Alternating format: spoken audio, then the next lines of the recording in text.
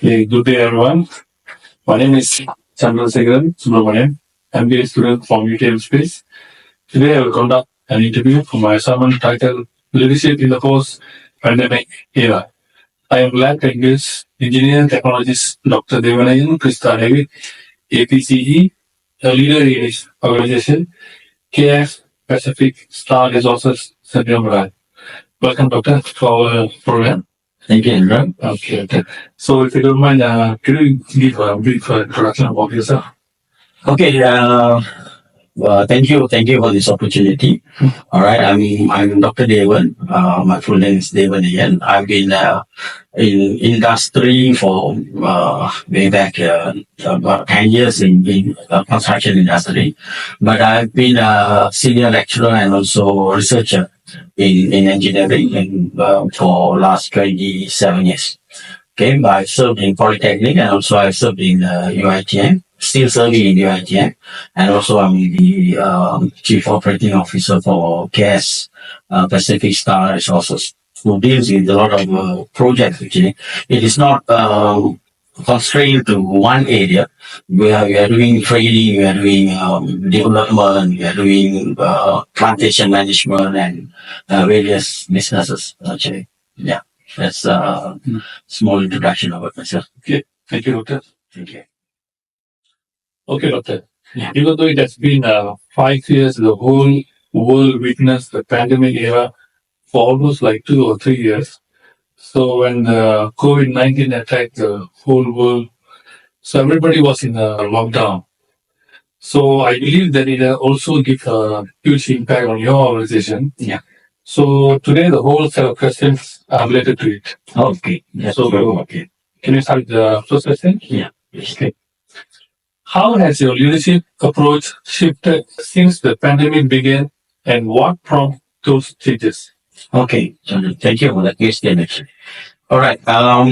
When it comes to leadership approach after the pandemic, we know that the project development itself has undergone a significant shift since the pandemic began. Okay, and it has forced a massive transition to remote work, and which become permanent or hybrid setup for many teams. All right, and this uncertainty with fluctuating lockdowns and shifting businesses condition meant that business need to be able to adapt to quick change challenges. Okay, and there is a noticeable shift in leadership style toward greater awareness and support for employees' mental health and well-being. Okay, so when we are talking about shifting, the thing is from face-to-face work now become remote work, meaning to say they work from their place, work from home type of approach. So their mindset now is totally different. Okay, they think they can decide on their own. Okay, they can do things without the upper management's approval. Okay, that was at the beginning of the end of pandemic action. Okay, but over the time, as you said, we have been 5 years. Over the time, recently we can see the shift of mindset going back to what was before the pandemic. Okay, people trying to accept that they have to come to work, face-to-face meetings has to be conducted, and all sort of things. So these are the challenges, or these are the leadership approach that we are adopting. So it's more of accepting the mindset of the employee, okay, as a leader. That's one thing that we're looking at. That's very informative, Doctor. What were the most pressing obstacles you encountered after the pandemic, and how did you address them with your team? Oh, okay. As I said earlier, okay, when we say shift of leadership strategies, where people try to work remotely, all right? So bringing them together and collaborating with them is a challenge. Okay, where you have to the transition to remote work post difficulty in maintaining communication. Okay, so and collaboration among team members. Without face-to-face interaction, some projects face delays. Okay, some trainings face delays. So what we can do, we have to adopt virtual tools where it can help us to foster a set of face-to-face type of communication. Okay, instead of texting, instead of just messaging them. So we have tried to have a virtual communication, video conferencing to Google Meet, to Zoom, or to even WhatsApp. We can have a video conferencing. That is one thing, and also the teamwork. We have to really foster. This is another obstacle that we are facing, where people tend to make their own decision. Okay, they don't want to listen to other people's opinion because they are working with that man. All right. So this is another thing that we are looking at the mental health and also teamwork. Where to address this, we have to introduce wellness program. Okay, we have set up a counseling unit where we can any problem faced by the employee, they have a place where they can pour out their hearts, they can pour out their feelings, their emotion, and they are being helped. Okay, this is one thing. It is not only the working environment, so the family environment also have changed. As there are impacts in families. Okay, so therefore we have to really take care of the mental health and teamwork. Besides that, also adapting to new technology. That's another area that we are looking at when it comes to facing obstacles in after the pandemic. In what ways have you adjusted your communication strategies to keep everyone motivated and aligned during uncertain times? Okay. Well, when comes to uh, communication strategies, okay, as we know that we already ventured into after the pandemic, we ventured into hybrid during the pandemic season. Also, we were doing work via online. It's all virtual, okay, and post pandemic we have to extend that. Extend that meaning to say, we in project development we have to adjust this communication strategy to maintain team motivation. Okay, team motivation and alignment by using a few approaches. One of that is increased transparency. Meaning to say we try to provide more frequent update of projects via online platforms. Mostly we will use WhatsApp and also Telegram. That's the most easiest form of communication. So, and of course, and it can be utilized 24/7. It is not like working hours, you work from 8 to 5 or 9 to 6. This is 24/7, which also pose a little disadvantage because some messages will come at midnight while we are sleeping. We thought it's update of the project, what we need to do next. But that need to be addressed as well. Okay, there are certain disadvantages there. But then the virtual communication become more viable, flexible, and also time saving because we don't have to really travel to meet people.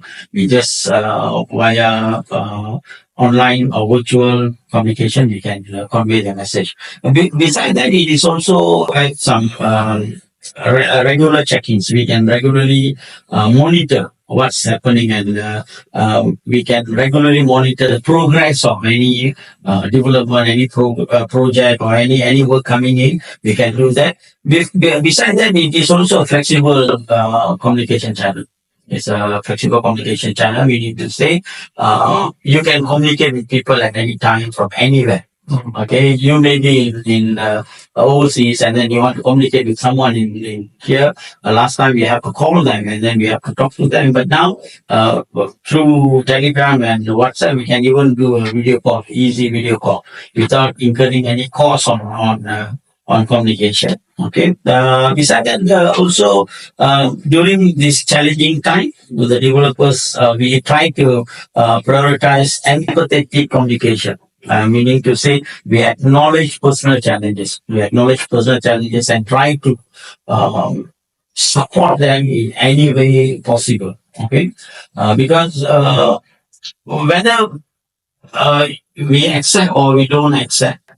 Pandemic has brought in some, as I said earlier, the mindset of people is totally different. Okay, that's really actually one of the main challenges that we have. So people will easily get stressed over things. So we have to be that support has to be there. That's one thing that we are trying to approach, adapt when it comes to communication. Yeah. Okay, good. Have you undergone any formal leadership or management training? And how did it shape your response to new challenges? Okay. Well, Standard. Actually, when these trainings is inevitable.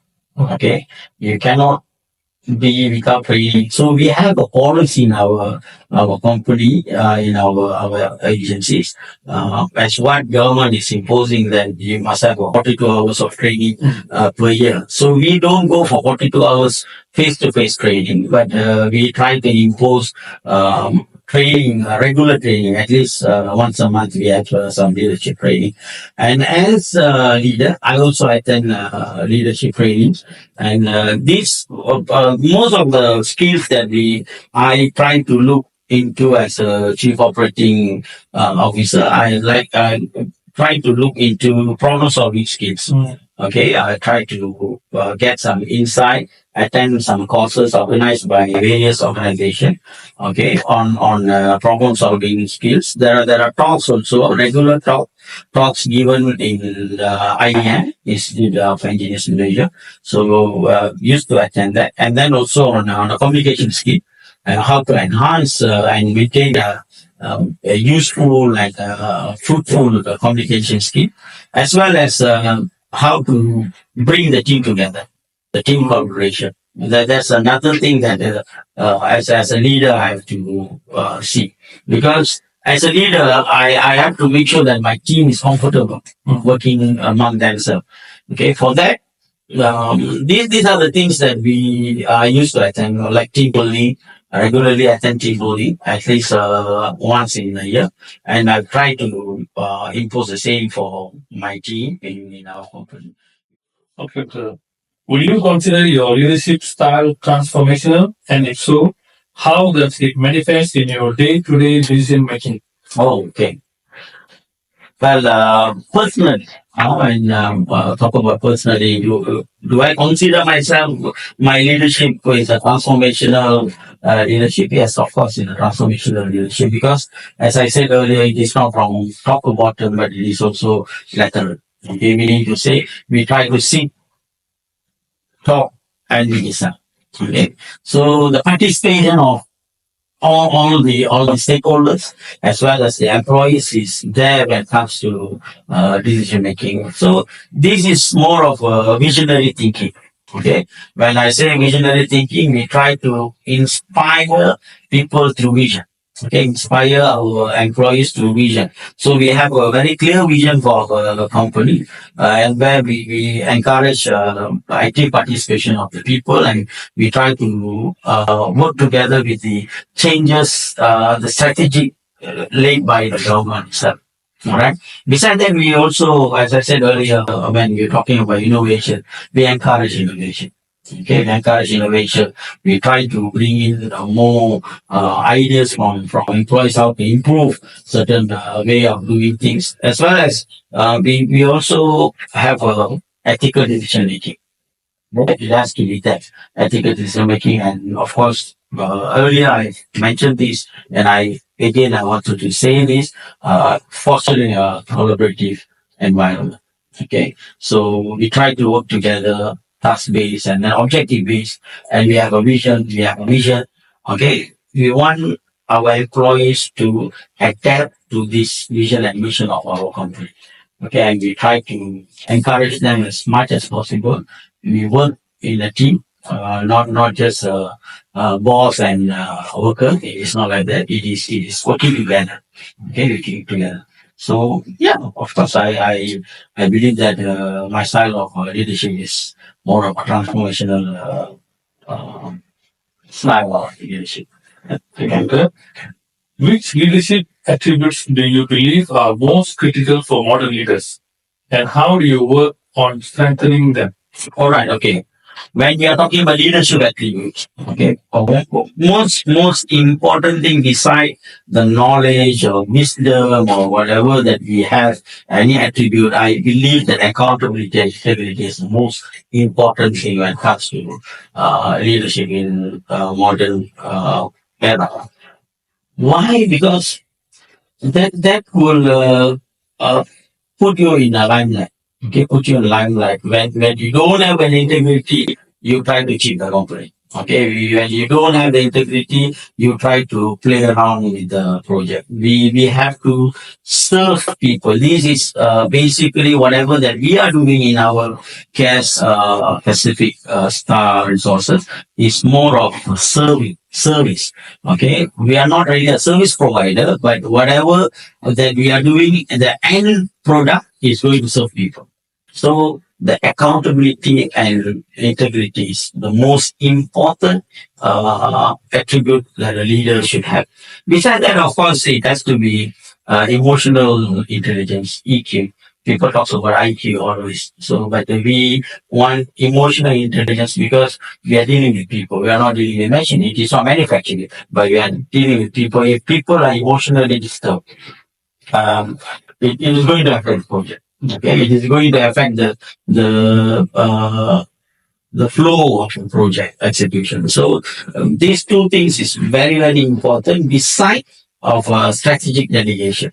Okay, so we have to delegate work according to their capacity and according to their knowledge. Okay, and of course, if lack of it, we have to see how we can encourage them to acquire the knowledge. Okay, we have a lot of skill trainings, skill trainers in house where we can sit and talk with them, and then the personal touch, personal communication with these employees is very important. So when we talk about leadership attribute, of course, the emotional intelligence, accountability, and integrity, as well as strategic delegation is important. Last but not least, what steps are you taking to stay informed about emerging leadership trends and to anticipate future shifts in your field? Okay. So it's more, as I said earlier, we have a vision. We are talking about next 20 years where we want to be. But for that, of course, there will be changes coming in. So also, for us to be ready for that changes, to adapt that changes, of course, continuous education and training is very important. So continuously trying to acquire knowledge and try to look what are the changes being mooted, because as we know that it is not only the method of working has changed, but even the material has changed. Okay, we are like cement. We always talk about ordinary Portland cement, but now people are talking about other fly ash and other things. So it is more of a continuous education and training as well as research and leading, which is incorporated with the continuous education and training. Okay, and also there are another thing that we have to look into it is a cross-functional team. Okay, cross-functional team, meaning to say a marketing person should also know what is the technology that we are talking about, and technologies also must have knowledge in marketing. So, and these people must have some knowledge in administration also, in human resource management. So it is sort of multitasking people. Last time when we talk about civil engineer, if a person is a designer, his work is only design. Okay, now you cannot have such person in the office. They have to be both good in design and also executing the work. So these are the things that are very important. And one of the most important aspect when we trying to stay informed with the trend changing of trends, feedback and self-reflection. Okay, feedback and self-reflection is very important. Employees giving feedback, we giving them feedback, and it has to be transparent. As I said earlier, the accountability and integrity, it has to be very transparent. If I say, if I'm wrong, I'm wrong. If I'm right, I'm right. I have to accept the criticism.